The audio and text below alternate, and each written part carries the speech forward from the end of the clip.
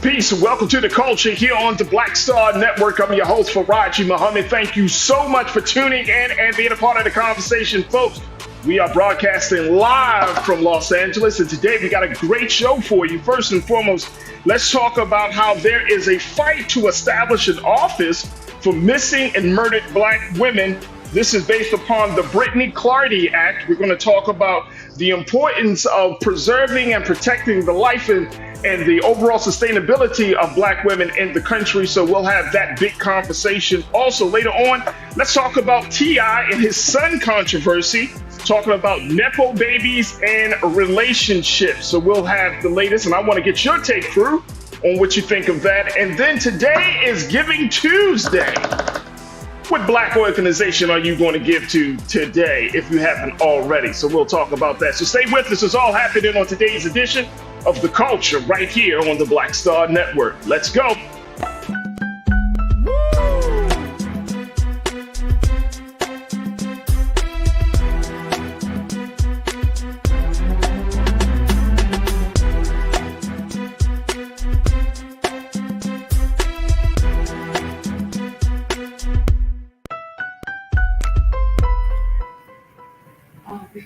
All right, folks, welcome to The Culture here on the Black Star Network. I'm your host, Farajii Muhammad. Thank you so much for tuning in and being a part of the conversation. Folks, it is Tuesday, November 28th. We are live once again, and I appreciate you for tuning in. Big shout out to the online culture crew as they are checking in right now on Roland Martin's YouTube page. There we go.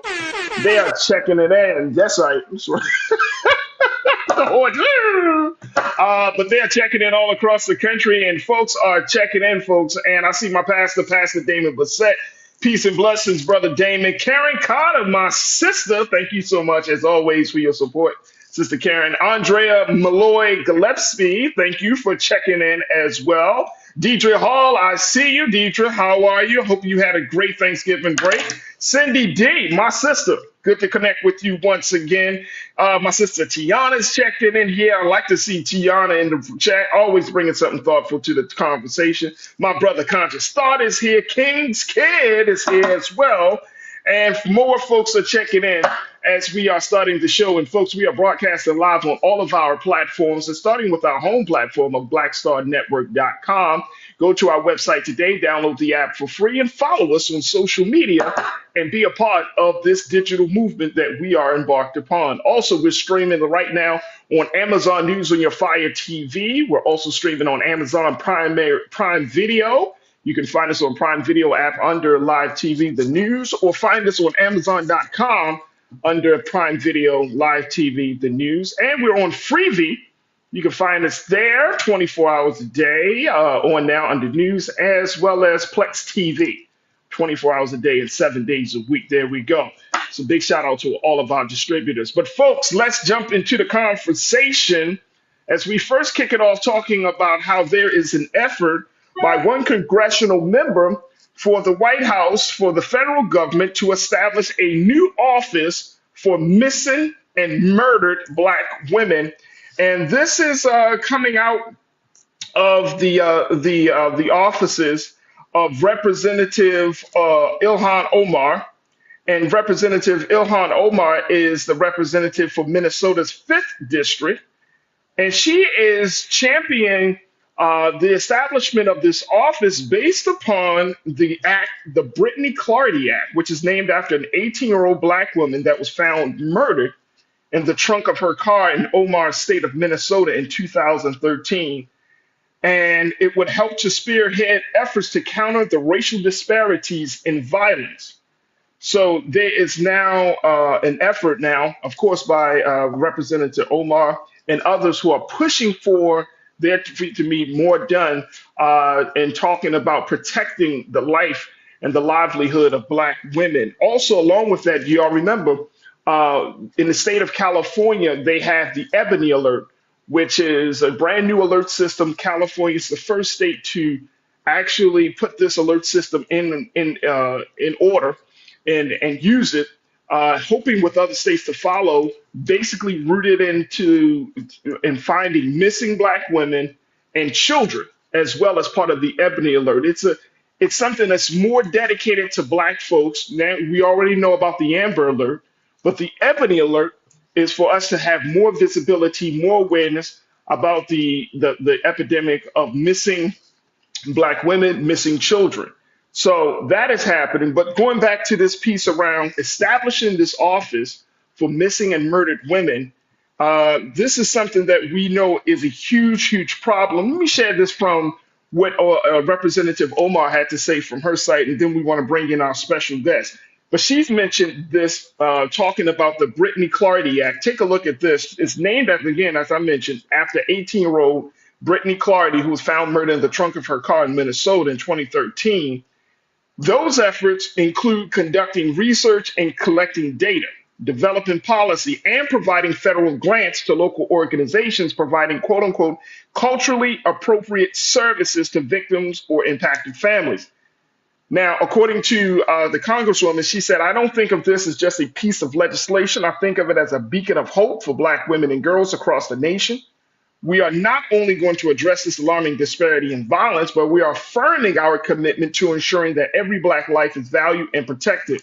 Now, according to a study published by the Research and Action Organization, more than 60,000 Black women and girls are missing in the US. Black women are also twice as likely to be victims of homicides. Wow. So I wanted to talk about this and have a big culture convo about this, folks.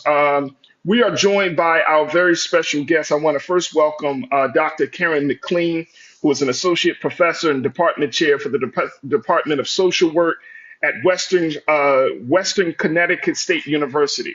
And Dr. McLean, I truly, truly appreciate you for joining us to be a part of this big culture convo about missing and murdered Black women. First and foremost, Dr. McLean, talk to us about this particular act and why this is so important to even have an office like this.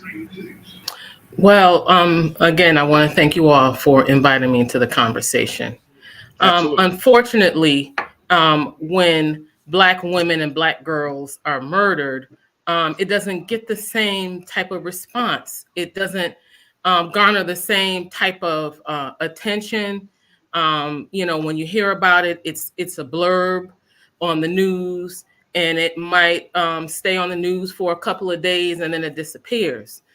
And it's so important to be able to enact legislation that can really delve into looking at how these murders are occurring, being able to keep accurate data and stats, being able to have a clearinghouse, as well as potential funding to organizations that are already on the ground doing this type of work to track and to monitor and to kind of raise the awareness of the rates of gender-based homicide, particularly focused on Black women and girls. So this is something that has been needed for a very long time. But I'm wondering now with this Brittany Clardy Act, if it's going to propel this opening of this office that Representative Omar has been trying to get. And I just want to mention, folks, that we also had reached out to Representative Omar's office to be a part of today's conversation. However, she was not able to join, but she did let us know that she would love to come on to the show to talk about this effort and some of the other works that she's doing. So just wanted to throw that out there as we have this discussion. But do you see that this act is going to push the needle, especially given, Dr. McLean, the contentious nature of our politics and the ongoing conversations that we have about the idea of protecting Black women and girls?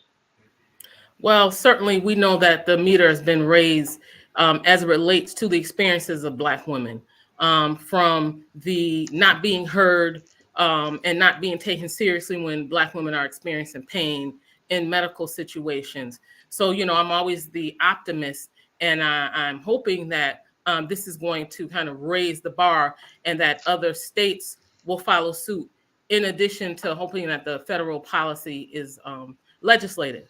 We know that there are organizations that are boots on the ground in terms of trying to monitor and to watch and to, to make this issue as important as other issues related to gun violence is, because we know that there's a debate around policing and the policing of Black bodies and in Black communities, and what's happening with the mass killings. Unfortunately, when all of those issues are raised, the issue of femicide, which is what the technical term is for the disproportionate rates of murder among women, what's happening with Black women in the communities, it gets kind of pushed to the side in light of some of these other larger political issues.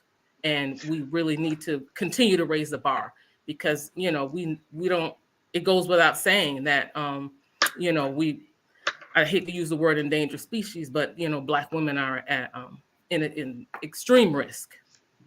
And you know, we got to take our first pause, but when we come forward, Doc, getting your take on just the numbers, the statistic, and more importantly, the cultural implications of this.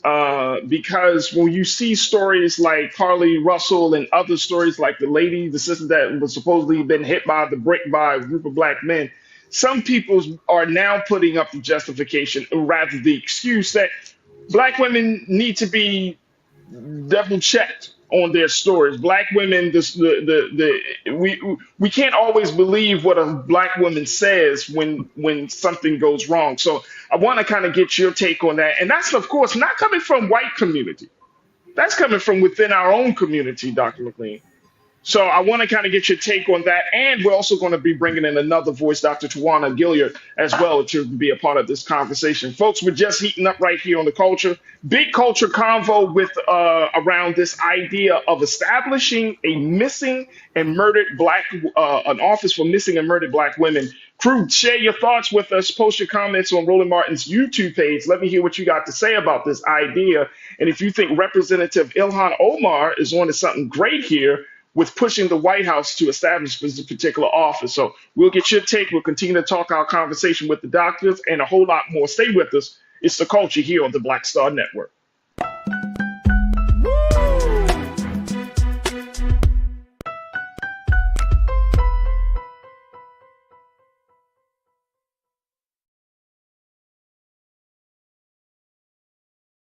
When you talk about Blackness and what happens in Black culture, we're about covering these things that matter to us, speaking to our issues and concerns. This is a genuine people-powered movement. There's a lot of stuff that we're not getting. You get it, and you spread the word. We wish to plead our own cause. Too long have others spoken for us. We cannot tell our own story if we can't pay for it. This is about covering us. Invest in Black-owned media. Your dollars matter. We don't have to keep asking them to cover our stuff. So please support us in what we do, folks. We want to hit 2,000 people, $50 this month, raise $100,000. We're behind 100,000, so we want to hit that. Y'all money makes this possible. Check some money orders. Go to P.O. Box 57196, Washington, D.C. 20037-0196. The Cash App is $RM Unfiltered. PayPal is R Martin Unfiltered. Venmo is RM Unfiltered. Zelle is Roland at RolandSMartin.com.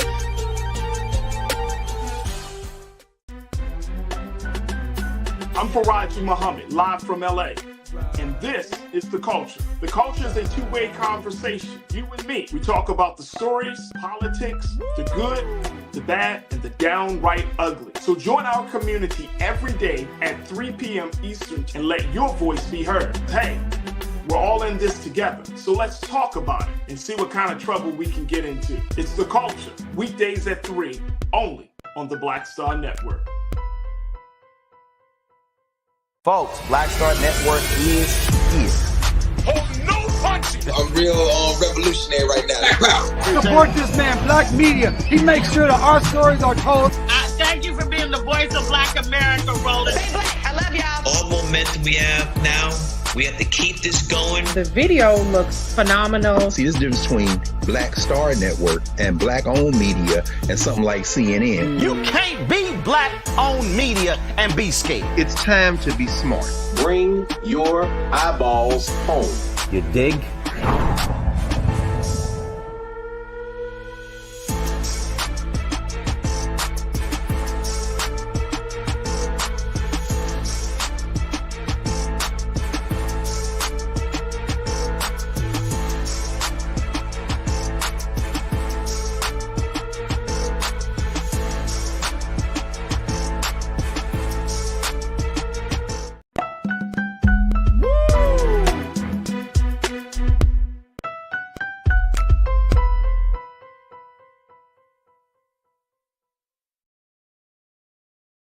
All right, folks, welcome back to the culture here on the Black Star Network. I'm your host, Farajii Muhammad. Thank you so much for tuning in and being a part of the conversation. And the conversation is rolling right now. Speaking of which, on Roland Martin's YouTube page, you can join the culture crew, the online culture crew for the day. Or if you just love the energy there, we got a lot of good energy. Make sure you tune in. But join the culture crew for the day. Be a part of the chat and be a part of the conversation as we talk about today's big culture convo, which is around this idea that Representative Ilhan Omar of Minnesota has put forth for the White House to establish a specific office, folks, for missing and murdered Black women. We have been talking to our first guest, Dr. Karen McLean, Associate Professor and Department Chair for the Department of Social Work at Western CT State University.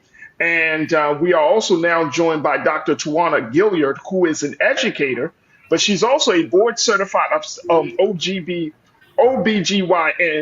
She's a published author of her debut book, On the Other Side of Greatness, Lessons on the Journey from Six-Figure Debt to Seven-Figure Success. And she is a motivational speaker. So, Dr. Tawana Gilliard, thank you so much for joining us here. And of course, Dr. McLean, we appreciate your time as well. Dr. Tawana, as we talk about this situation of establishing an office of this magnitude, of this significance, first and foremost, do you think that it can be established before the next election? Is this something that we need to advocate for before the 2024 presidential election? I say bravo to her efforts, and I truly think we need to push for that to happen. Anytime where there can be light shined upon the issues that are happening in our communities, especially our women, I think it's important to take a stand with that. You know, as an obstetrician gynecologist, I see how women of color are targeted, how our morbidity and mortality is almost 3 times higher than our counterparts, non-Hispanic whites. And a lot of that has to do because we're not valued, we're not heard, and we're not seen. And so anytime there's a platform where advocacy can be a part of that, and teaching ourselves and changing the mindsets of our communities first, and then spread that out elsewhere, I think it's definitely necessary and definitely needed, because we are being targeted on all sides, you know, not just in medicine, but in these situations where we are targeted and murdered or killed, and no one seems to think that we're important. So, and I'm glad that you brought that up, Dr. Gilliard, because it feels like, you know, this is a inside house type of conversation with our community, right? When we saw all of the situations like with Carly Russell, with her story of seeing a baby on the side of the road, when we see the sister that got hit with the brick, when we hear these stories, I mean, of course, these stories are outliers, right? These are anomalies. They don't just happen every day. Right. But for some reason, Dr. McLean, I want to get your take, and then Dr. Gilliard, I want to get your take. For some reason, folks have used that not as the exception, but they have used that as the rule, right? Oh, man, you can't trust these Black women. You can't. Man, they don't say it. Some folks say it on, man, but I know underneath of all of the chatter that we see on social media, Dr. McLean, it comes down to, do we as Black folks want to, you know, see the value of the Black woman? Do we as Black men and other Black women, do we see the value of protecting and preserving the life and the livelihood and believing the word of a Black woman? Dr. McLean, what's your take? Yeah, I think this is one of these issues that has been a struggle within our community about the reaffirmation and the celebration of Black women. Oftentimes, the relationship between us and our Black males is kind of politicized, ostracized. You know, you have these visuals and this conjecture about Black women when we stand up for our rights, that we're bees and that we are aggressive, and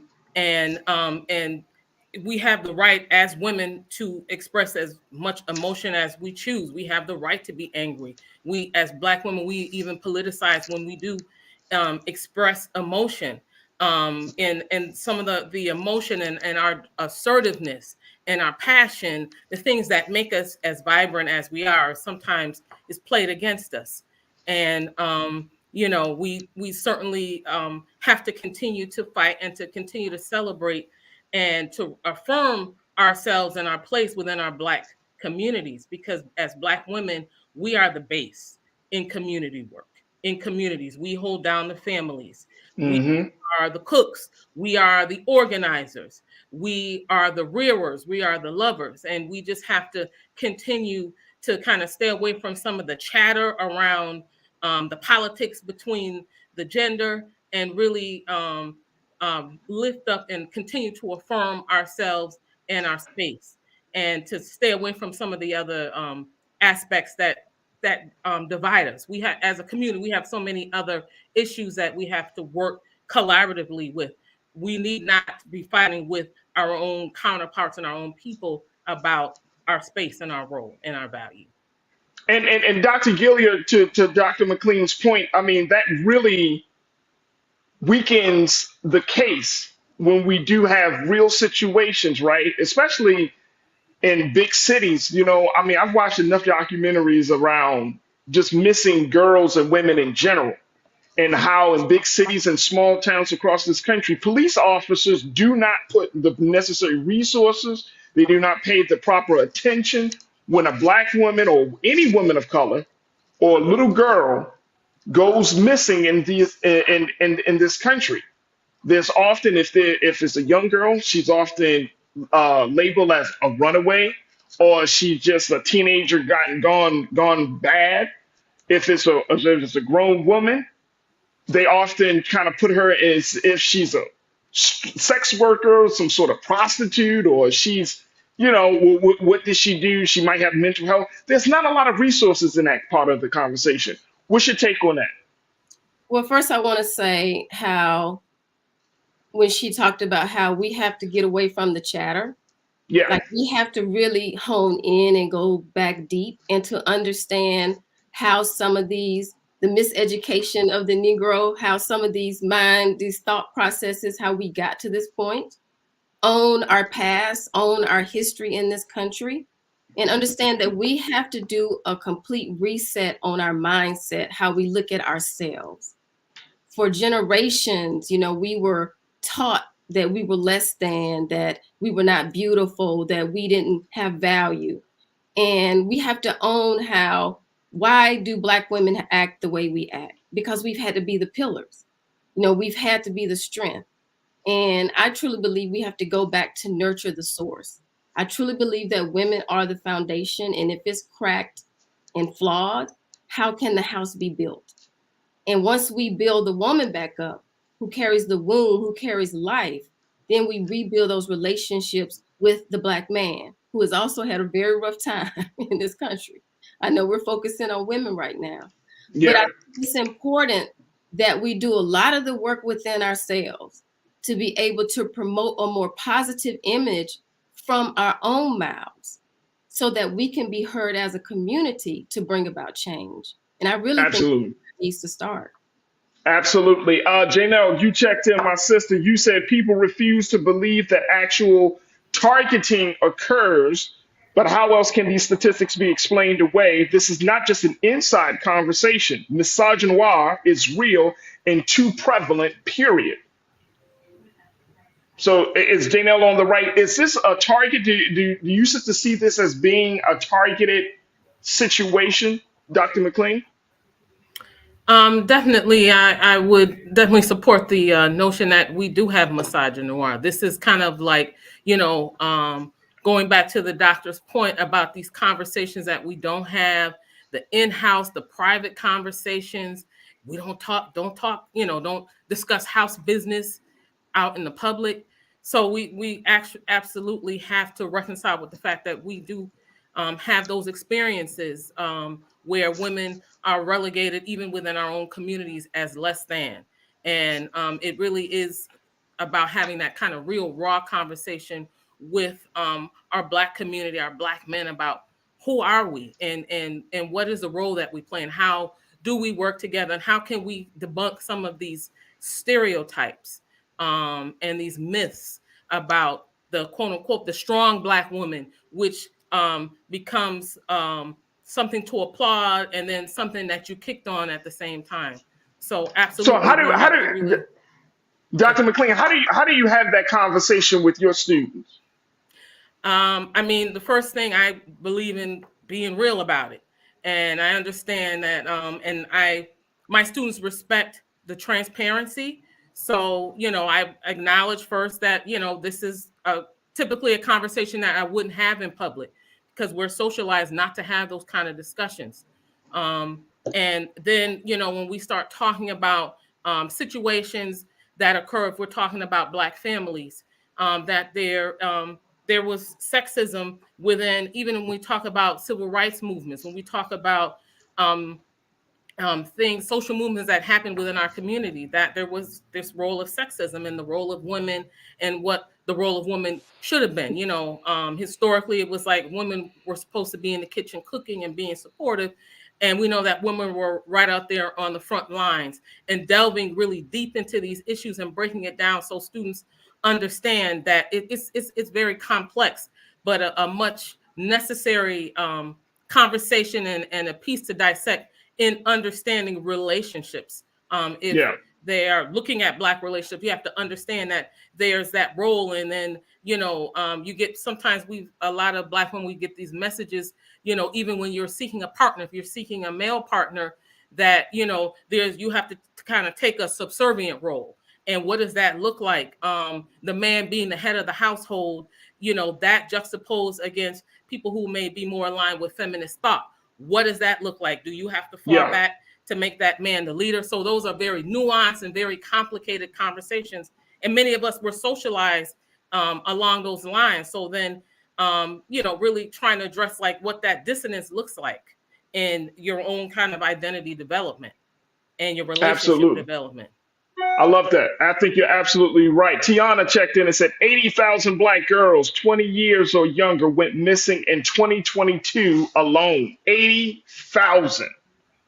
That's a lot of families. And I know we got to take another quick pause, but Dr. Gilead, I want to kind of get your take because I feel like there's also a generational component to this where we're seeing, and I'm glad Tiana brought this up, but we're seeing that maybe younger women, Black women, are taking or making riskier decisions to put themselves in harm's way. And I'm not blaming the victims. This is not victim blaming, but maybe we need to have this part of the conversation is like, I'm not trying to control you and rule your life, but at the same time, whether you're talking to your spouse, whether you're talking to your woman partner or significant other, whether you're talking to your daughter or your niece, and how do Black girls make sure, and Black women make sure that they don't put themselves in risky situations that will possibly lead them into a place like this?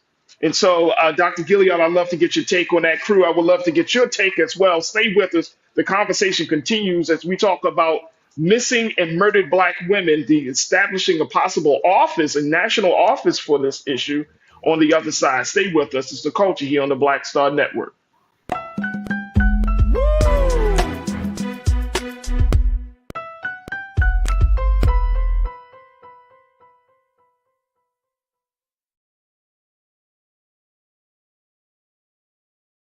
Folks, Black Star Network is here. I'm real revolutionary right now. Support this man, Black Media. He makes sure that our stories are told. Thank you for being the voice of Black America, Roland. Stay Black. I love y'all. All momentum we have now, we have to keep this going. The video looks phenomenal. See, there's a difference between Black Star Network and Black-owned media and something like CNN. You can't be Black-owned media and be scared. It's time to be smart. Bring your eyeballs home. You dig?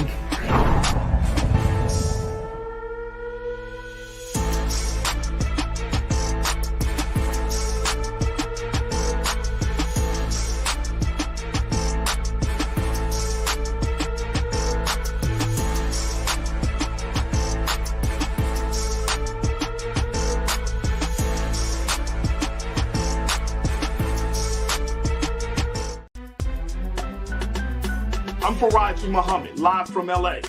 And this is The Culture. The Culture is a two-way conversation. You and me. We talk about the stories, politics, the good, the bad, and the downright ugly. So join our community every day at 3 p.m. Eastern and let your voice be heard. Hey, we're in this together. So let's talk about it and see what kind of trouble we can get into. It's The Culture, weekdays at 3, only on the Black Star Network. When you talk about blackness and what happens in black culture, we're about covering these things that matter to us, speaking to our issues and concerns. This is a genuine people-powered movement. There's a lot of stuff that we're not getting. You get it, and you spread the word. We wish to plead our own cause. Too long have others spoken for us. We cannot tell our own story if we can't pay for it. This is about covering us. Invest in black-owned media. Your dollars matter. We don't have to keep asking them to cover our stuff. So please support us in what we do, folks. We want to hit 2,000 people, $50 this month, raise $100,000. We're behind 100,000, so we want to hit that. Y'all money makes this possible. Check some money orders. Go to P.O. Box 57196, Washington, D.C. 20037-0196. The Cash App is $RM Unfiltered. PayPal is R Martin Unfiltered. Venmo is RM Unfiltered. Zelle is Roland at RolandSMartin.com.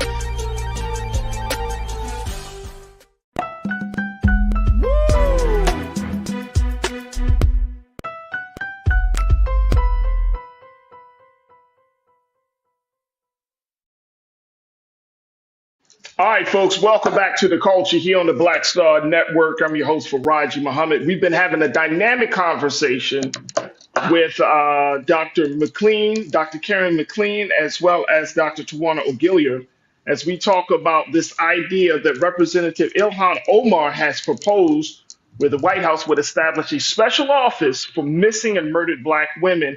And when we look at the numbers, folks, whether you're looking at from last year or this year, it shows that something needs to be done to stop this epidemic of our women and our girls being missing and even murdered within our communities. I want to also bring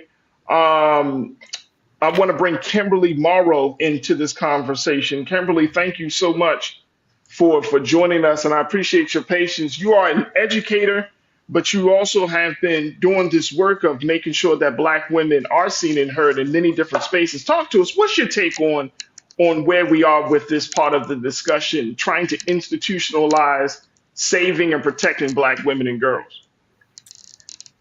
Wow. So first of all, thank you for having me back on your show. I'm very happy. Absolutely.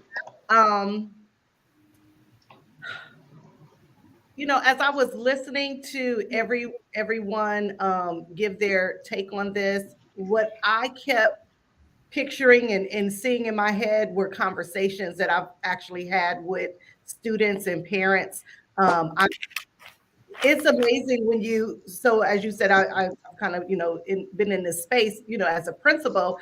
I would have these conversations with parents and students, and a lot of times, I had several students who had been labeled as runaways, and they had not run away. They had actually been taken, and so just to listen to this and thank God for Ilhan Omar for presenting and proposing this bill. And I really hope that others jump on board and see the value and how important it is to get this passed. And we really can't wait to the 2024 election. We need to get on this now. Part of the work I do is to empower families and empower parents and students. And I heard one of the questions you asked about how can we help these young people make less risky decisions. And right. I heard what you were saying. I'm not blaming the victim, but at the same time, there still needs to be some accountability and responsibility. And I agree with that. Not to say that every child or woman that comes up missing was doing something to right. put themselves in that position, that they were somehow demonstrating some type of risky behavior. That is absolutely not the case. There are some women who are just out shopping, just going to their front door and get accosted. So definitely that's not what we're saying. So I don't want people to get it as they say, get it twisted and think that's what we're saying. But there are definitely some situations where a different choice can be made. When I was young, and I have to say I am a few years older than some of our young people today. I get reminded of this all the time by students. Thanks.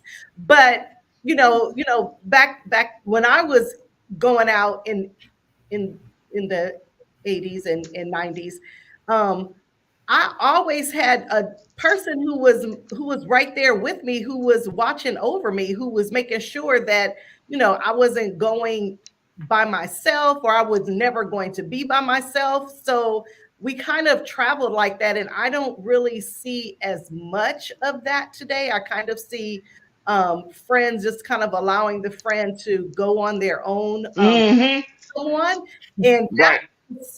We just would not do that. I hung a lot with my cousin, and she was not having that at all. She was like, "No, you will not be going by your own." So and look, and I'm again, this is not this might kind of crazy coming from me as a man, but I know there are a lot of sisters that are in this space who, and I'm talking about in this day and time, who go across the country. I mean, not across the country, in different parts of the world by themselves. They like doing on these solo traveling trips and into places. And then I'm thinking, Dr. Gilliard, and I'm thinking what you said, Sister Kim. When we're talking about making those choices, this is not about control. This is not about power as much as it is about accountability. And I think that is the hard part, culturally speaking, Dr. Gilliard, that I think a lot of young sisters may not be getting, is that you are a part of a family, you are a part of a community, you are valued, and you are worthy to be worried about. And I feel like that message is not getting to some of these sisters, where they feel like, look, y'all can try to control me, y'all trying to keep me in a box. I'm trying to go out into the world. And I'm like, no, that's cool. But the world can be a very dangerous place too. Talk to me, Dr. Gilliard. I know you got to jump off, but share your thoughts on that. First, we'll say hello to Kim. We went to college together, so hello, Sarah. Oh, come on now, sisters, come on. That's awesome. Look how the divine all works together. I heard the word Sora, so I'm like, Divine Nine. Divine Nine.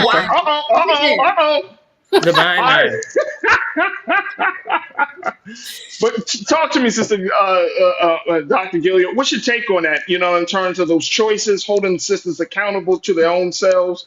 How do we approach that as a culture, especially as men? Well, I want to piggyback on what Dr. Morrow said about how we went in groups and how it was expected of us to roll like that, to be honest. But I think it also goes back to what I've stated. It's time for us to go back to the nucleus in the house, back to the kitchen table.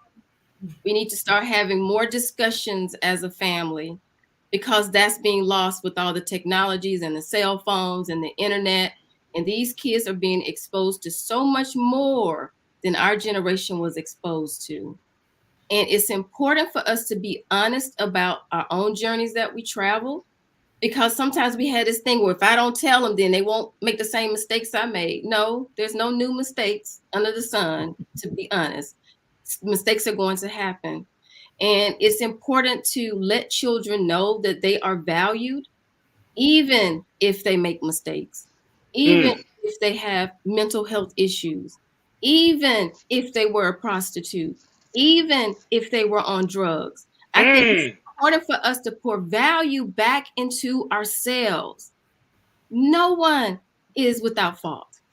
And it's time for us to have those deep conversations about health, about mental health, about safety, about money. We have to do it. We have to reset our DNA. We have to reform our thought process on how we look at things and educate our young babies to know what they're putting themselves at risk for. We can't protect them from everything, but knowledge is power. And if you drop that seed, it's bound to grow at some point. So that's what I just wanted to say, to make sure that we start focusing as a people, as our nucleus in our homes, whatever your home may look like. You know, it doesn't have to be the Brady Bunch or the Cosby Show. I'm about to say the Cosby Show on this side here, Doc. Come on now, we the Cosby Show over here. Right. We might be Family Matters and the Parkers and But whatever your family looks like, just to know that there's value there, and for us to pour into them, to educate them, and for them to understand that mistakes does not diminish their value and does not diminish our love. I want to get your take. I know you got to jump off with Dr. Gill, but I want to get this very quickly. What role do you see Black boys and Black men helping to create a new culture around the safety and protection of Black women? I think it's so important because as women, as a Black woman, I'm ready to lift some of this to give it back to you, brother. I'm ready. And I'm here to support and to gird you up and to let you know that you are king and that your rightful place is at the head of the household, is at the head of our communities. But slavery did a number on all of us. But it's time for us to stop using excuses. It's time for us to be okay with reevaluating the situation and understand how much power we have to affect change. And Black men and Black boys are so important to look out for us, you know, for us to have that safety back again, to say if a brother come up like, you okay, sister? Everything okay? For us to feel comfortable, for him to feel comfortable to be able to do that, and for us to be able to feel that support that he's there to protect us. So a lot of work has to be done, but why not start today? Absolutely. Dr. Tawana Gilliard, I truly appreciate your time and joining us today to have this part of the conversation. I look forward to bringing you back. Thank you, sis. All right. Bye-bye. Bye-bye. Dr. McLean, I want to get your take on that, just kind of adding to what Dr. Gilliard laid out. And this is something that another one of our great culture crew members put it out there. Nicole Spicer. Nicole said, we have to teach our girls and young women how to have discernment about the company that they keep and how to be safe in their environments, situational awareness. And that is that's a different thing altogether, because unfortunately in our community, and I'm talking about the culture of our community, we look at one person and say, okay, I definitely don't want to be in that person. But it could sometimes be the guys, the homeboys that some of these ladies, some of the girls are hanging out with, the men. It could be other women that are involved in getting a young lady or woman into a crazy situation. So help me understand some of the dynamics and how we can kind of help to undergird some of that. I think just to piggyback off of some of Dr. Gilliard's points, I know when I was a young woman, I mean, we've had the buddy system. Right. When we went out to wherever we were going, people want to talk and mix and mingle and have conversations, but nobody was leaving without the other group or party. And if someone did go out, let's say they went outside, or there was some type of a checks and balances that was in place, like, okay, in 5-10 minutes, you come out, or maybe if they went outside, somebody else was outside. So it was really, what we considered like a buddy system, looking out for each other, was really it, in our young minds, was really a systematic way that we instituted ways in which we checked on each other, making sure that people got home safe. So some of this stuff is almost like going back to the old school, Right. And because we have the enhanced technology, I mean, it's using texts, phone calls. I know for those people who did online dating, if they met at the library, you were in the corner of the library too, reading a book to watch, to make sure that things were going okay. So it was really this concept of really the village and looking out for each other. And unfortunately, because of the things that are going on in our society, as young Black girls and Black women, we just have to be hyper vigilant in terms of how we look out for each other. Also incorporating the males and others in our community, so that we kind of go back to these foundational systems that still work. And because we do have the advances of the technology, we can do the text checking and we can do some of the phone calls or some of the other things that we need to do to look out for each other. And I know it's hard being mindful when, with, our younger people, when they're out with their friends, people grown and they want to do what they want to do. But, really, we really have to institute in our young people that we got to be hyper vigilant. You have to be hyper vigilant about your surroundings. If you go out on a trip and you travel, because, girls travel is very, popular, and women go on trips and things like that. I'm telling you, yeah. We've got to look out for each other, even though you want to kind of do your thing and I'm doing me. But we have to, we just have to really heighten the sense of community, because we have to keep ourselves safe. Absolutely. And my brother and Pastor Damon Blissett, he reminded me, he said, Farajii, remember the sister that got beat up and died in Mexico last year when she was out with a group of friends. And I know Sister Kim, with friends like that, you know what I mean, putting you in harm's way. And I mean, I'm not trying to make light of the situation. It's just like, it is so heartbreaking that you have a sister who goes on a girls' trip with homegirls, people that she thinks that cared about her, and then she doesn't return home from that trip. And then the lies start, the investigations start, the speculation start. But there has been no resolution, no justice in the sense of helping us to understand it. And yet we're having these conversations. But it's the hard part is trying to figure out, like, how are we not connecting the dots here?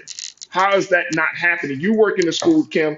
I want to get your take on the other side. We got to take another pause. Well, I want to get your take on the other side. And then let's talk about, kind of putting a little bit of wrap up on this part of the conversation. Folks, if you're just tuning in, we have been talking to some dynamic sisters to talking about this fight to establish an office for missing and murdered Black women. And this is being led by Representative Ilhan Omar of Minnesota, and how she is putting forth this proposal for the White House to open this special office to preserve the life and the livelihood of Black women and girls. So, folks, we're continuing the conversation on the other side. Stay with us. It's The Culture here on the Black Star Network.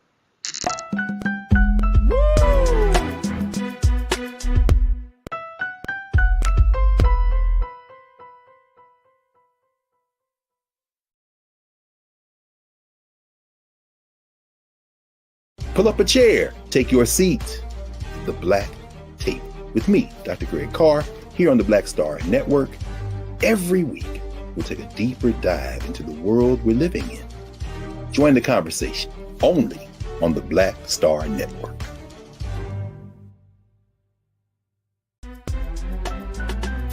I'm Farajii Muhammad, live from LA.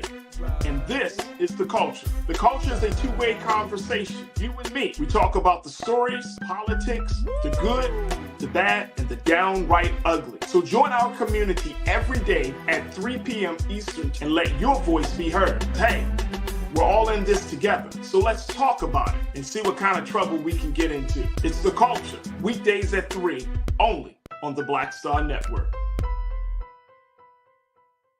When you talk about blackness and what happens in Black culture, we're about covering these things that matter to us, speaking to our issues and concerns. This is a genuine people-powered movement. There's a lot of stuff that we're not getting. You get it, and you spread the word. We wish to plead our own cause. Too long have others spoken for us. We cannot tell our own story if we can't pay for it. This is about covering us. Invest in Black-owned media. Your dollars matter. We don't have to keep asking them to cover our stuff. So please support us in what we do, folks. We want to hit 2,000 people, $50 this month, raise $100,000. We're behind 100,000, so we want to hit that. Your money makes this possible. Check some money orders. Go to P.O. Box 57196, Washington, D.C. 20037-0196. The Cash App is $RM Unfiltered. PayPal is R Martin Unfiltered. Venmo is RM Unfiltered. Zelle is Roland@RolandSMartin.com. Folks, Black Star Network is here. Hold no punches. I'm real revolutionary right now. Support this man, Black Media. He makes sure that our stories are told. Thank you for being the voice of Black America, Roland.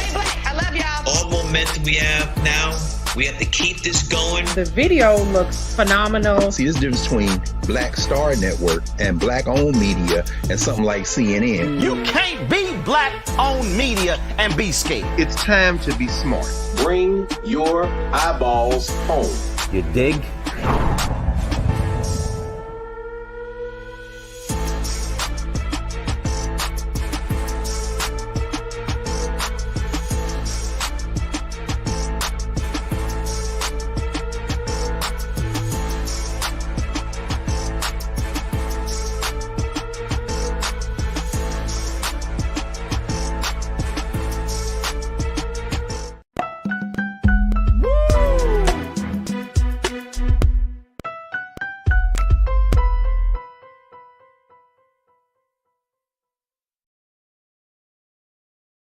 All right, folks, welcome back to the culture here on the Black Star Network. I'm your host, Farajii Muhammad. Thank you so much for tuning in and being a part of the conversation as we've been having a very, very dynamic discussion about the proposal that Representative Ilhan Omar of Minnesota has put forth to the American people and to Congress, saying that, look, the White House needs to establish a special office for missing and murdered Black women because of this ongoing epidemic. There has been much conversation about the protection and the overall belief in Black women when things are happening.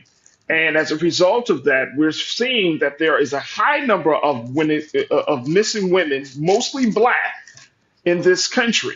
And so law enforcement agencies are being put on notice. The government is being put on notice, but we also got to talk about the community. We got to certainly can take into consideration that if our culture is not open, is not receptive to having a different conversation about the importance, the value, the significance of Black women, then we can't really have any conversation. You could talk about policy all day.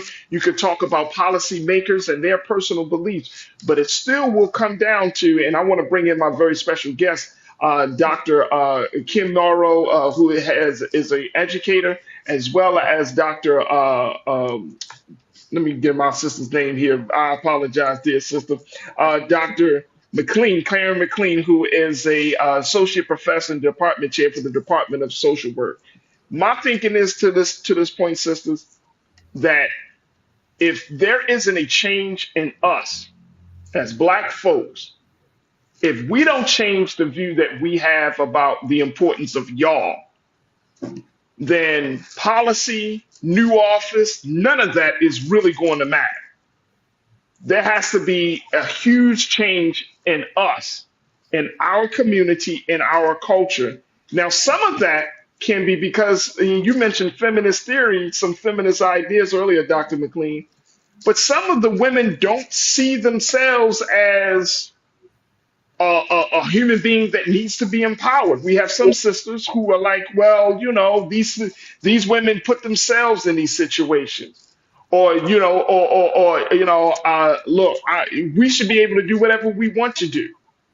And not understanding the impact and the consequences of these types of actions. And I think, Sister Kim, I want to kind of get you your place because you work in a school, so you see where a lot of these things start to germinate, these ideas about value, self-worth, how we see ourselves in society, how society sees us. A lot of that stuff starts to happen when we're in grade school, elementary, middle school, and high school.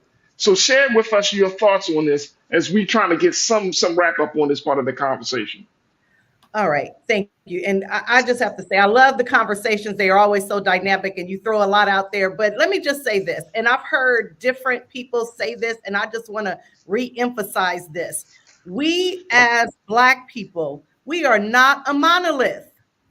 We are not. And you are not going to get 100% Black people to say, oh, you know, we value our women. They don't do it in the white community or any other community. In various communities, you will see where the women are not valued. So that's not going to happen. And it doesn't have to happen for us to do this work. It's not necessary for it to happen. We just need enough people to value us as women and children. And as long as, and we have to value ourselves. That's the most important thing. And we get enough voices to value us, and we value ourselves. But I don't see them not doing these Amber Alerts. And you have a good pocket of the white male community who do not believe that white women or women in general are valuable. But yet we still see these Amber Alerts. And so to say that, well, we have to do this in order for us to be seen as valuable, that's just not true.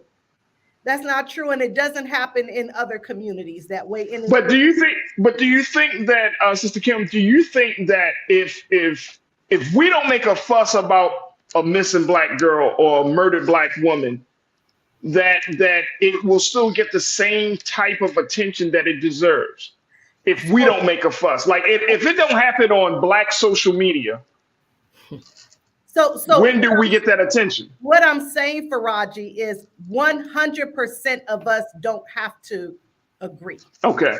Gotcha. That's what I'm saying. I'm not saying we don't make a fuss. Absolutely, that's how we get heard. But what I'm saying is we don't have to wait for 100% of us to agree. That's just not necessary. Okay, so that's the point I wanted to make. And I think that's an excellent point. And right, Dr. McLean, I think that at the end of the day, there is this view that if we're not all on board, that it still can't happen or it shouldn't happen. Exactly. And back to what Sister Kim said, we're not a monolith, right? Right. I mean, shit, man, we only need 10% of the population. Like we only need a couple of hundred people. You know what I'm saying? To say, you know what, enough is enough. But see, here's the thing. That if we get even a small number of people to be behind an idea, such as this one, it's going to make a world of difference for everyone. Right. Correct. Absolutely. And going back to Dr. Kim's point, that change is incremental.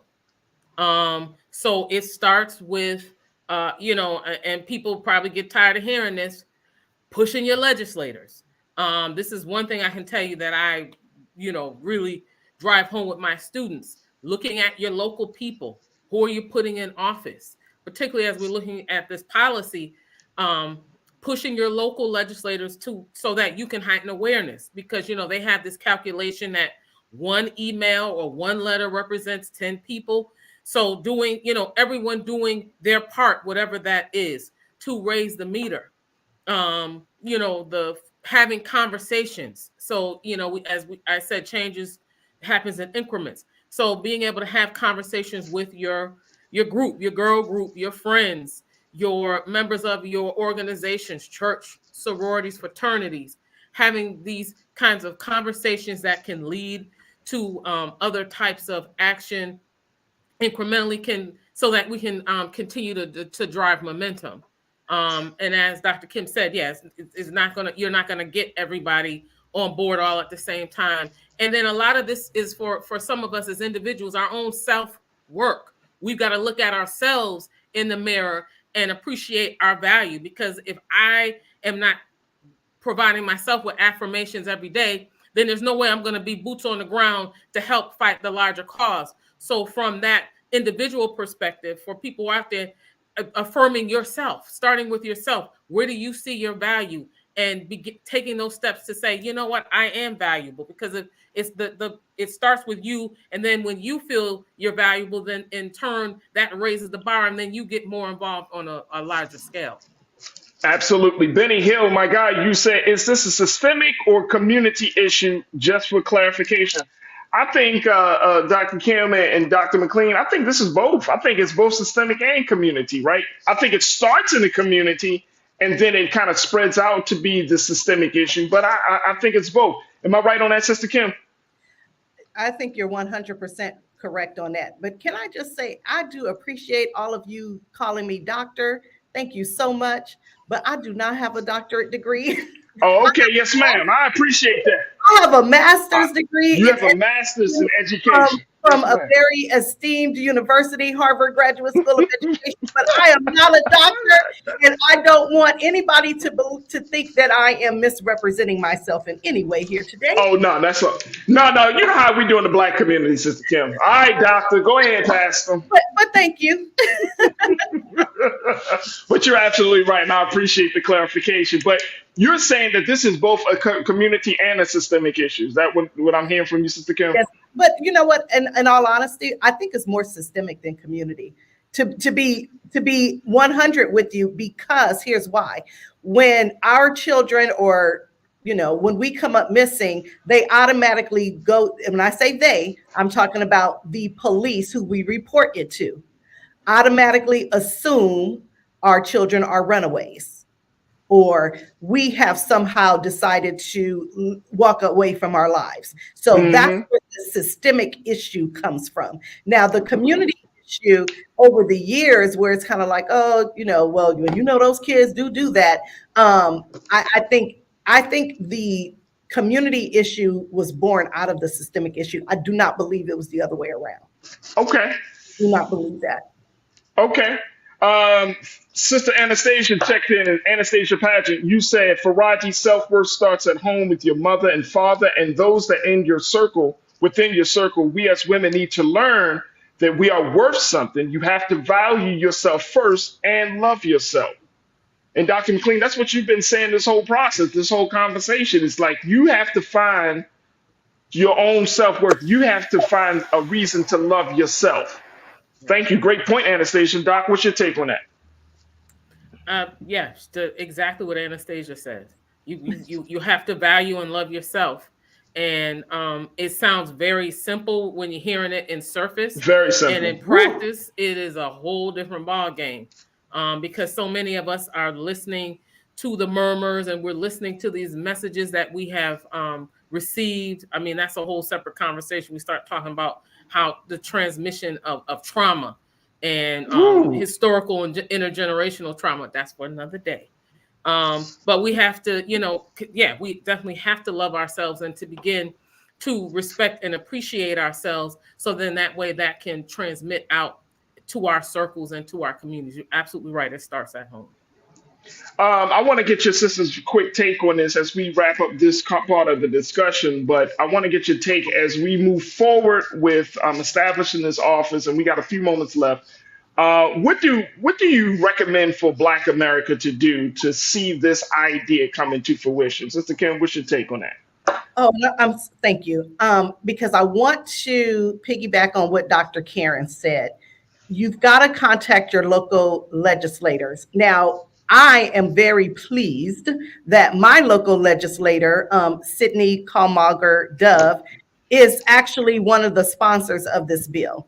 And also Maxine Waters, who's a district representative in Los Angeles, she's a sponsor on this bill. So number one, you need to download the bill and find out who's a sponsor on it. Maybe your legislator is already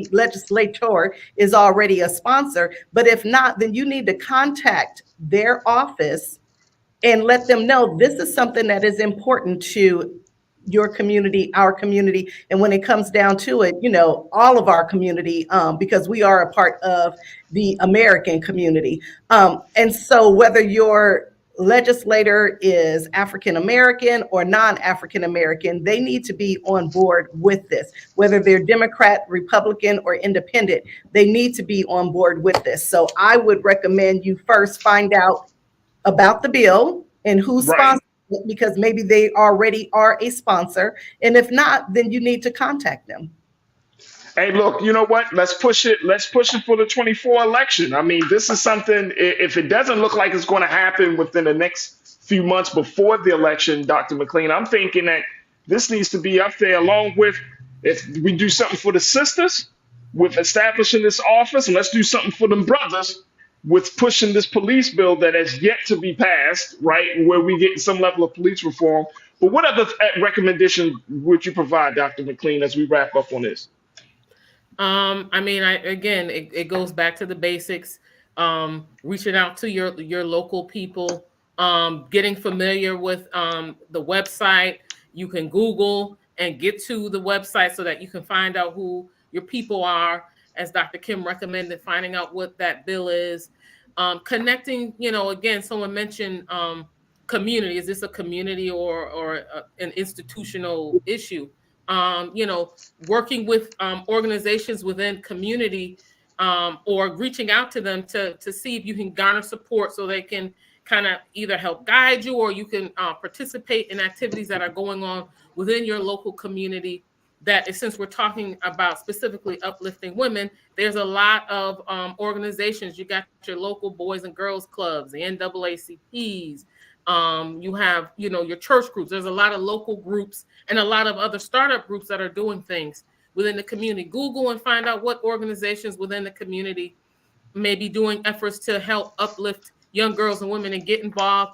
And if you're so inclined to start your own or to partner up with someone else. So a lot of stuff we can do, things are going on right within our backyard, and we can help to garner that so that we raise the bar. There it is right there. Dr. Karen McLean, Associate Professor and Department Chair for the Department of Social Work out of Western Connecticut State University. We also are joined by Sister Kim Morrow, who has her master's in education and is one of our great educators. Sisters, thank you so much for being a part of this conversation. I could not have it without you, but both of you, along with our other sister, Dr. Tawana Gilliard, brought so much brilliance and insight. So I know that there is a necessity for these type of discussions, and God willing, we'll continue to do our part here on The Culture to offer a space and support for it. So thank you so much. Thank you. Thank you. Thank you. Thank you for reminding me. This was a great conversation. Absolutely. Absolutely. Folks, we got to take a quick pause. When we come forward, let's continue the conversation on the other side. As we talked about sisters, let's talk about the young men. Can we talk about this T.I. and his son King controversy and how there are so many things that come out of that situation that we saw on that live stream? I'm going to share with you what the live stream happened, what actually happened, and then I want to get your take on it as well. Plus, today is Giving Tuesday, folks. So if you haven't had a chance to give yet, maybe you should consider the Black Star Network. We'll share with you how you can do that very, very easy. Stay with us. The conversation continues on the other side, right here on The Culture on the Black Star Network.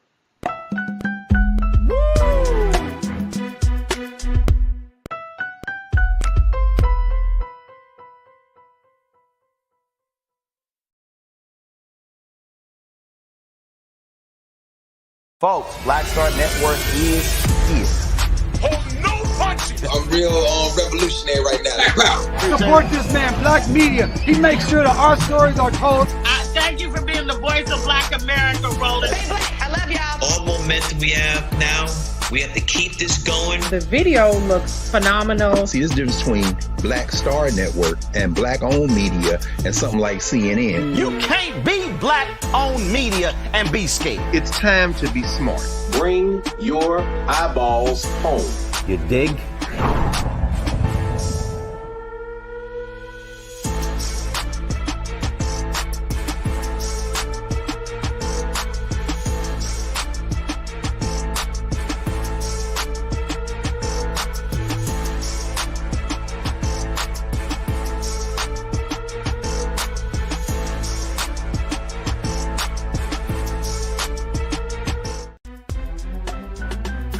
I'm Farajii Muhammad, live from LA.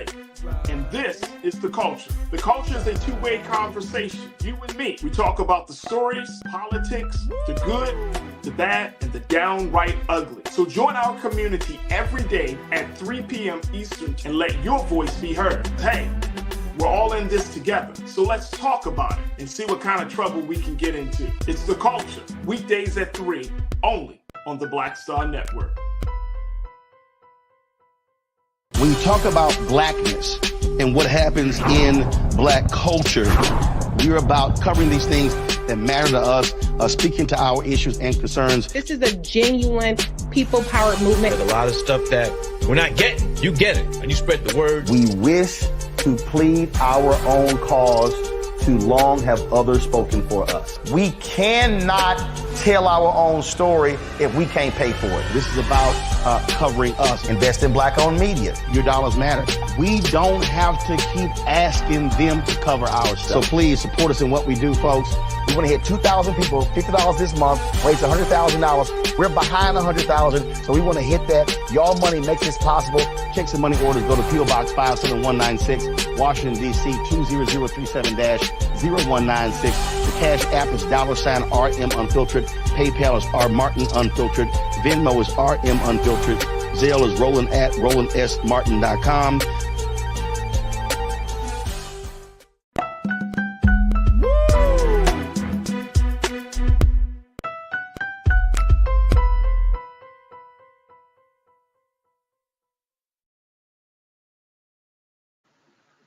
All right, folks, welcome back to The Culture right here on the Black Star Network. I'm your host, Farajii Muhammad. What a dynamic conversation that we just had with those three dynamic black women, as we talked about a little bit about the idea of having a special office for missing and murdered black women to be established by the White House. And this is something, again, Representative Ilhan Omar of Minnesota has put forth based on the Brittany Clardy Act.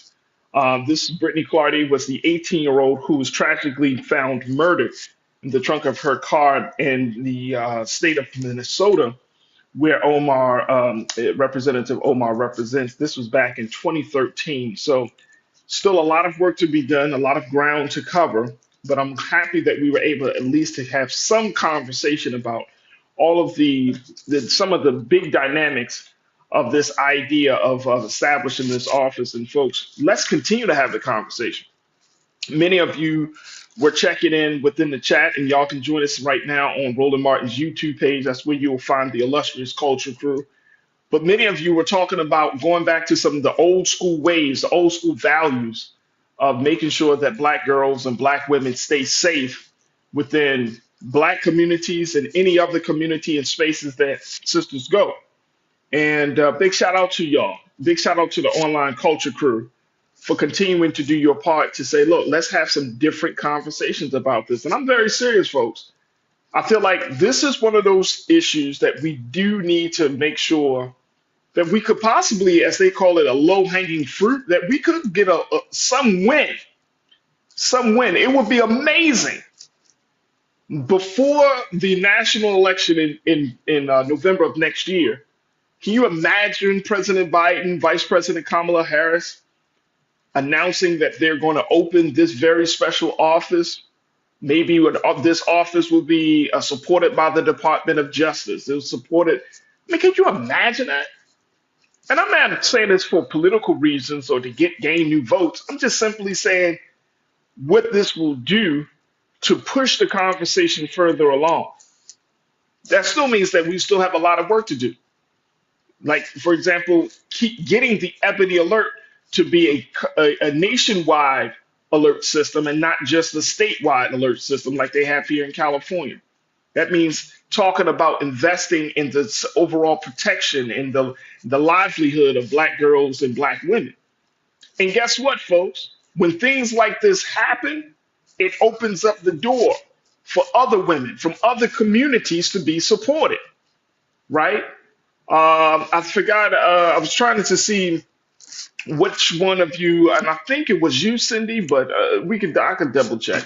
But someone had pointed out in the chat how there was a new documentary on Hulu called Alaska Daily, and it talked about when indigenous women go missing.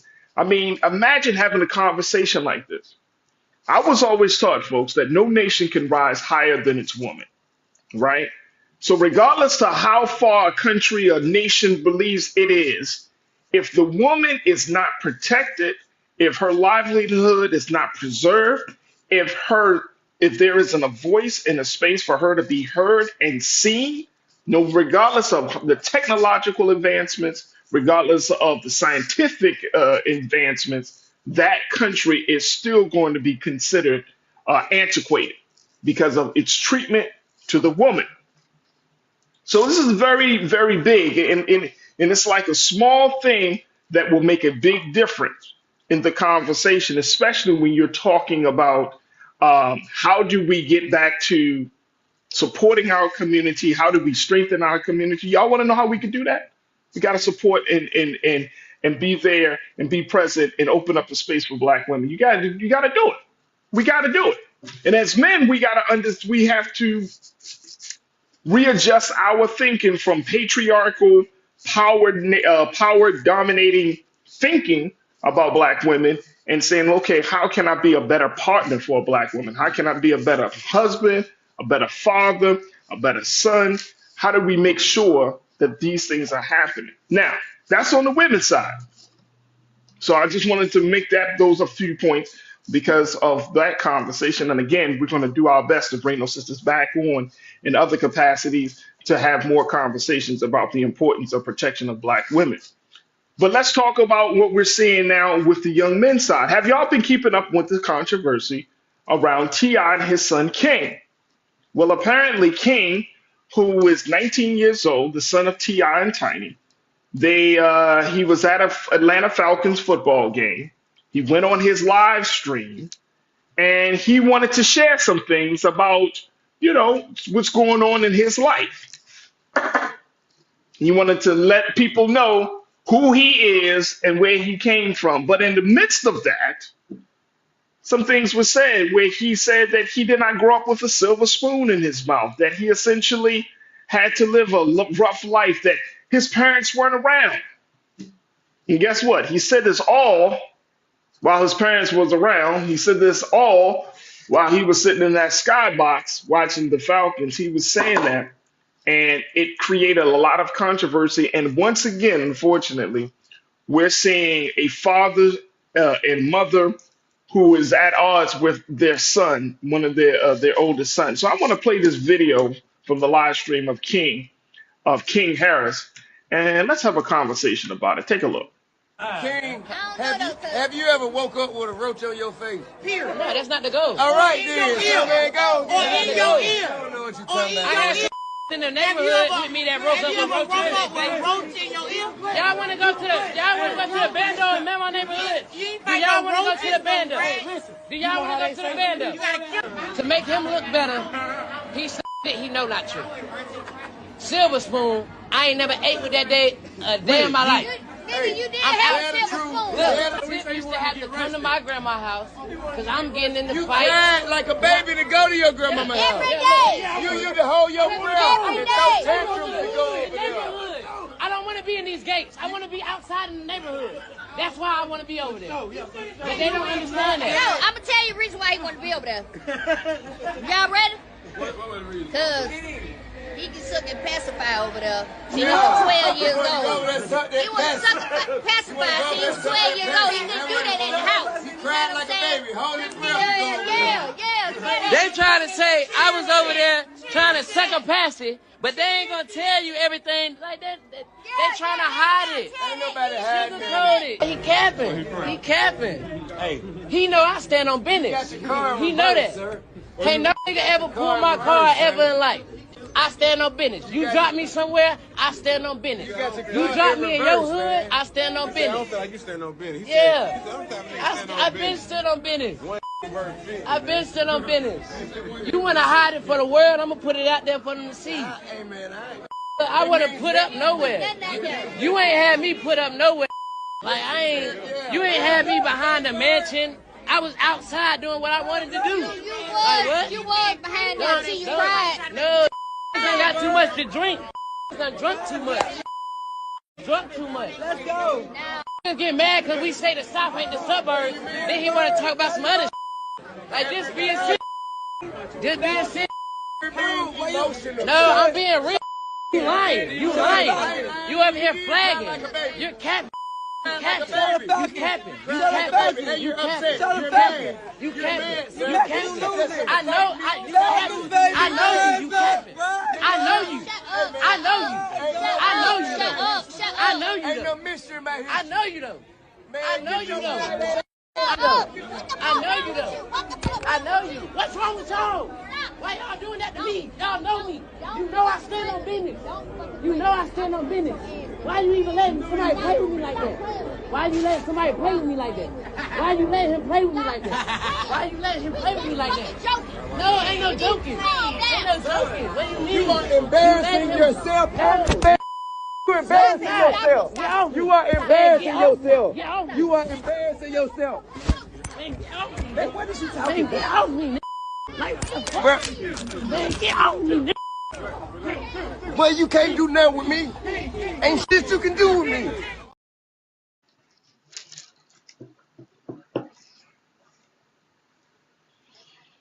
All right, crew. Let me just tell y'all. You know,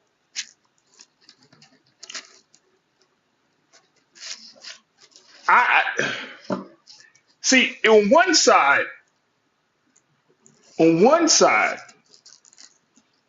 if you are a parent or if you're taking care of another human being, another little human being, a child, right? I don't care whether you're the biological parent, or aunt, uncle, niece, grandparents, or whoever, right? Because we got all different types of family structures now. But if you are responsible in taking care of another human being, right, you understand that we all want something better for our children.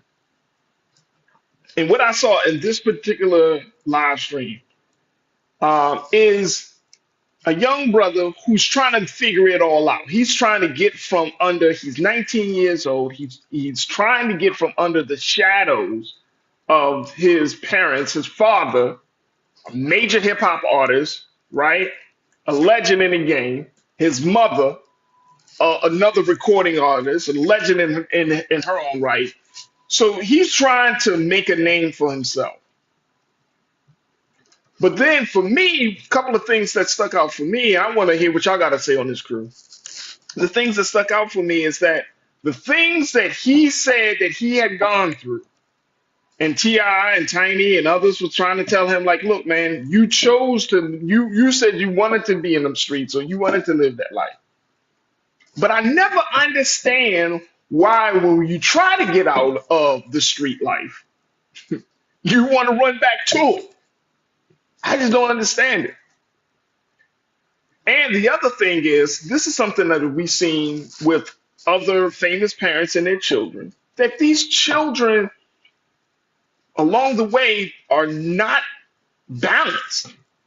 Emotionally, mentally, they aren't balanced.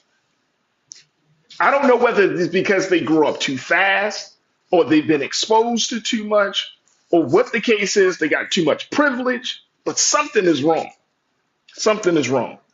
All right, let me go down the list because so many of y'all checked in and shared your thoughts on this. You said Lana King was out of line.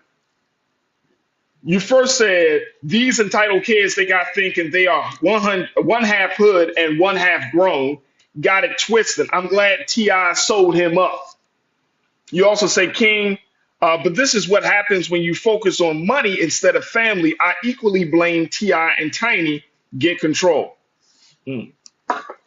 Mm. That's a hell of a thing. D.L. Hughley made this point when he was asked by TMZ News what he thought of the situation.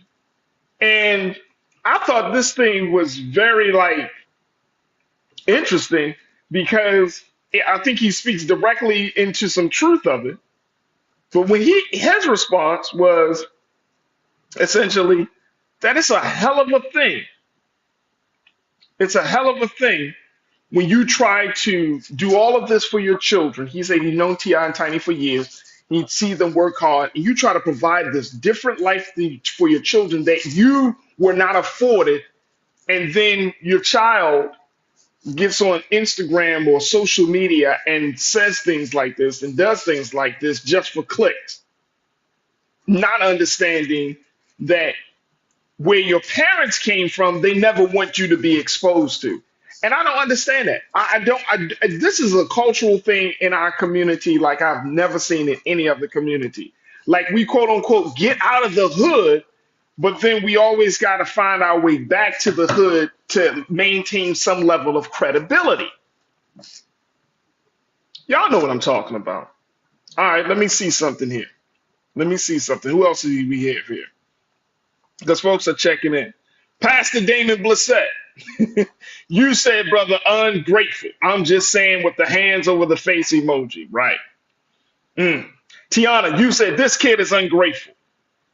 Conscious thought, you also said something. You said, and for this conversation, that boy is delusional.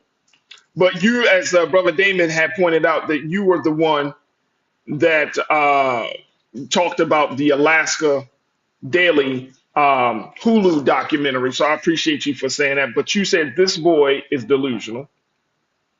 Cindy, you said in a skybox talking like that. Was he on drugs? I don't know. I don't know the little brother. I don't know if he was high. Tiana, you said somebody didn't get a spanking as a child.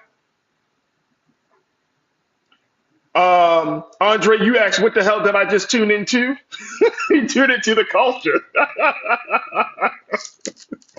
Where we talk about what's going on in the culture, and it includes hip hop. But as much as y'all might think, well, why are we talking about this? Because one, this is what folks are talking about. So we try to do that on the news side.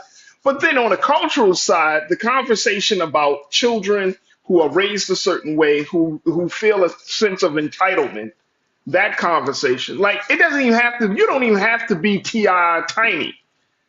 Think about us. If you get a great job, great opportunity, employment opportunity, right? And you have a chance to break a vicious generational cycle of poverty, you have a chance to not just break the cycle of poverty, of educational stagnation, where you might be the first person to go to college in your family, you get a good job, you get to move out in a better neighborhood, you might own you're the first person in your family to go from being a renter to an owner. And then you raising up your children, you might put those children in private school or in a certain charter school or in a special school, but they're outside of the public school space. And you do all of this and your children come back at you and it's like, oh man, I never grew up with a silver spoon in my mouth. My parents didn't give me all of the benefits. Y'all kept me in a gated community. Craziest. Cindy, you said you speechless, Farajii. We all are. I am speechless, Cindy. I'm speechless, but at the same time, I'm not surprised because we see this type of behavior from more and more children of rich parents. Whether we don't know what the ups and downs of the Will and Jada Smith children, what they've gone through, or Beyonce's children, Beyonce and Jay-Z's children, or Snoop Dogg's sons and their children. And we don't really think about those things, right? We don't really talk about them, but that's another generation that's been exposed. What is the children of Diddy, his sons, and all of his sons and children? Now that their father's in the spotlight for horrific acts, mental health issues. So yeah, I'm speechless, Cindy. Definitely speechless. You are not a victim. You said the amount of disrespect is crazy. Willie Frazier, thank you. You're not a victim. Big brother Willie Frazier, you said that's the kind of thing that happens when you name your child King.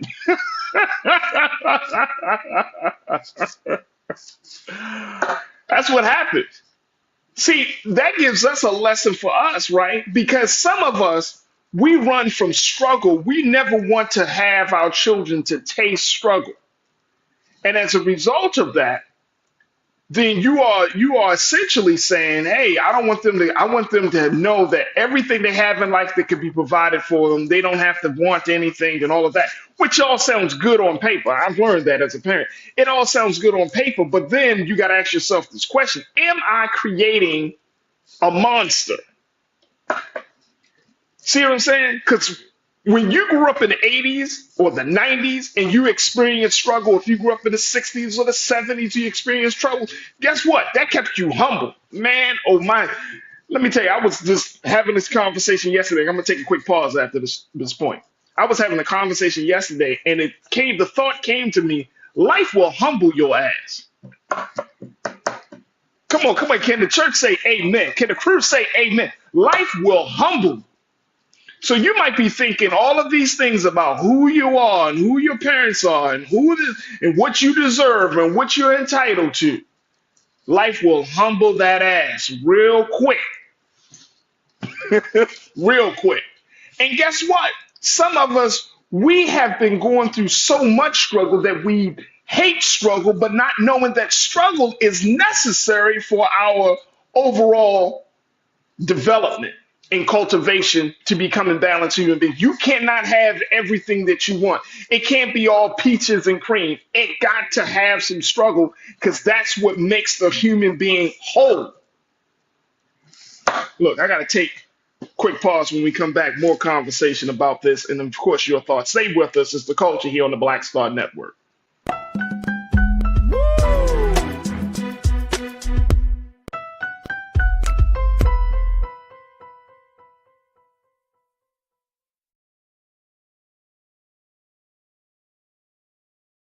Pull up a chair, take your seat.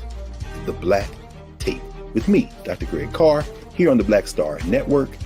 Every week, we'll take a deeper dive into the world we're living in. Join the conversation only on the Black Star Network. Black Star Network is here.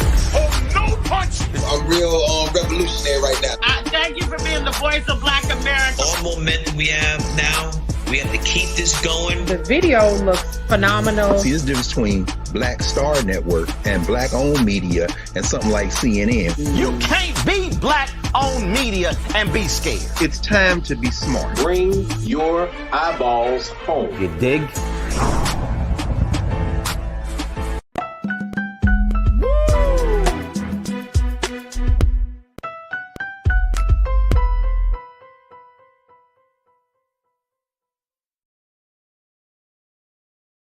All right, folks, welcome back to the show. We've been talking about T.I. and his son King Harris, who shared some thoughts on his, his social media pages, and it has caught the attention of everybody as folks are having the conversation about entitlement. The folks are having the conversation about privileged children with famous and rich parents and all of that. As King Harris kind of laid out there that he didn't want to be in a gated community. He wanted to go out into the streets. That he even said that, he was his own man. He stand on his business. And I think a lot of this is coming from the young man hubris. You know what I mean? That energy. You're 18, 19, you start to smell yourself, as the old people say. You start to puff the chest out at your dad a little bit. You think your voice getting a little deeper, so you thinking you own something. Let me tell y'all, man. Let me tell y'all something, man. See, this is what happens. And look, it's not about not just having a man in the house, but you got to have a man and a woman to provide checks and balances for children. Because when children go a certain way, right, part of my thinking about parenthood is that we're not going to tell you who you are and how to think, but we're going to guide you. You know what I'm saying? We're going to guide you. So when you do seem to go one way, you got somebody to check you, and then you go another way, somebody else will check you. But it's guiding for you to become a balanced human being, right? A decent person with morals and values and characters, thinking beyond just yourself.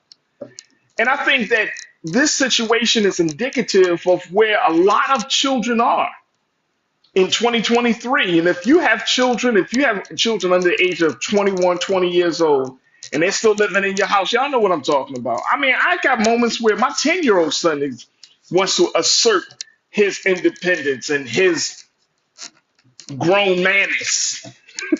He wants to be the grown guy. I want to be a man. And I keep telling him, son, if a man is one who takes care of responsibilities, now, if you can't even clean up your room, how you going to talk about you a man and you don't take you don't want to take out the trash, you don't want to do nothing. You just, I'm a man, and you just sit around. Yeah, you a man, all right.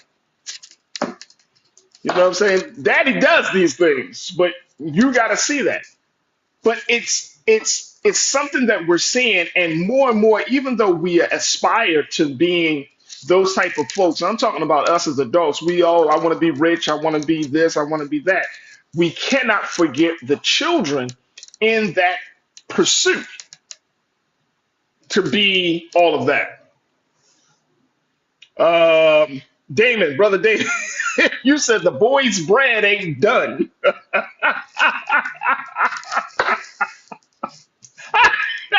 never heard, I never heard that, Brother David. The boy's bread ain't done. Well, they say, what did they don't they actually say that though? Don't they say that for males, for boys, that their brain isn't fully developed until 21 or something? I think that's what they say. I think that's what they say.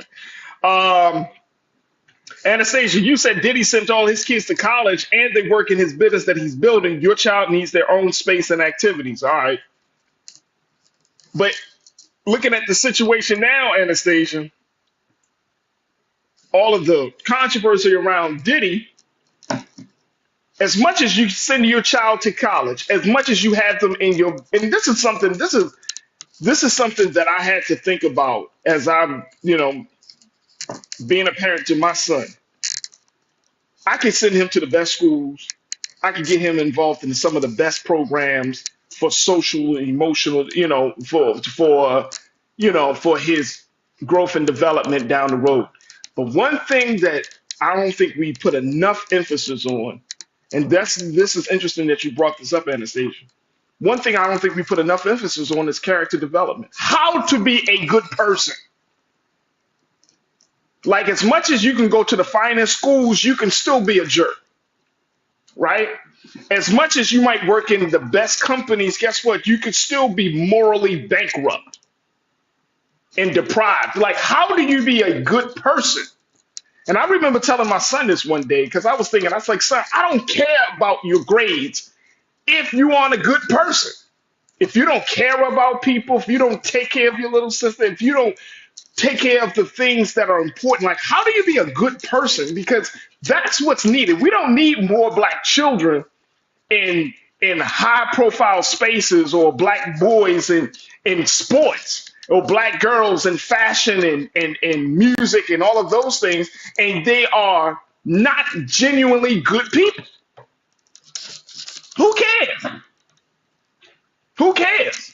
If I'm going to the best schools and I find out I'm going to Diddy and I find out my father is being accused of sexual assault,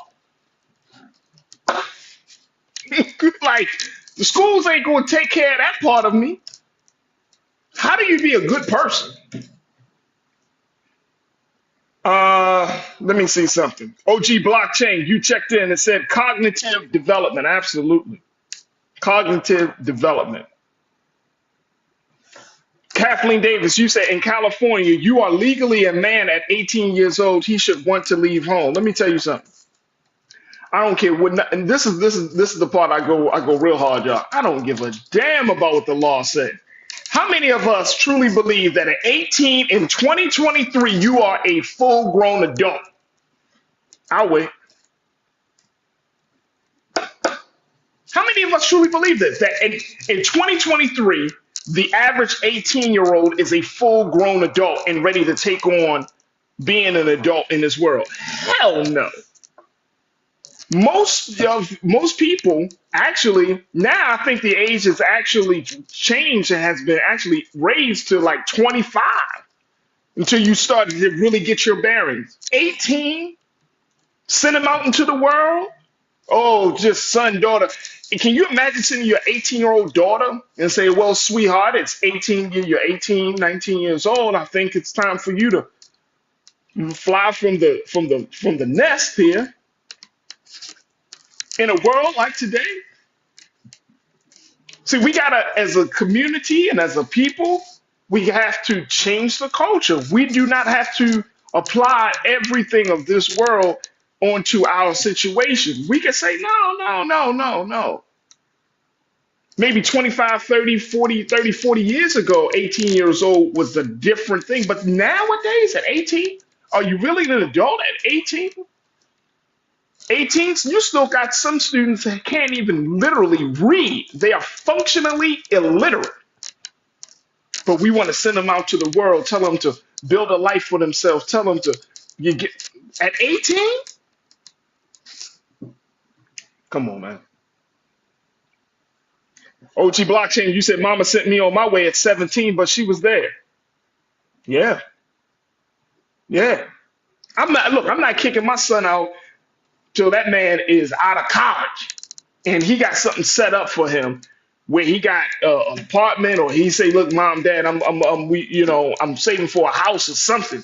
I'm not pushing him out because well, son, it's 18 years old and it's time to hit the road, Jack. Like, what is that? All right. Coretta, my sister, you said I was a young woman in my 20s, grown ass woman from 30 on and up. Come on, there we go. There we go. Tiana, you said I coach 18 to 23-year-olds on a pep squad. They are not the 18, 23-year-olds of yesterday. Hell no, they are not. Jamie P, you said, nah, think about the people with generational wealth that were raised within a quote unquote family compound or within or WE. And I'm not sure what the WE stand for, Jamie. Let me know. But you said we can benefit from staying together in a similar way. Keep the cash in our own hands. Absolutely. Absolutely. Kathleen, you said, mind your business. My son bought his own house at 23, married at 19 like his dad. Well, that's all good, Kathleen. But I'm saying as in collective, are we ready for that? What we're seeing here, folks, is that there's got to be a different conversation nowadays as we wrap up.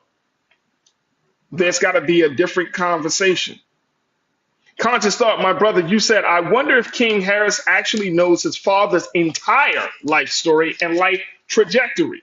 I believe if he did, he would not spew and spout the nonsense that came out of his mouth.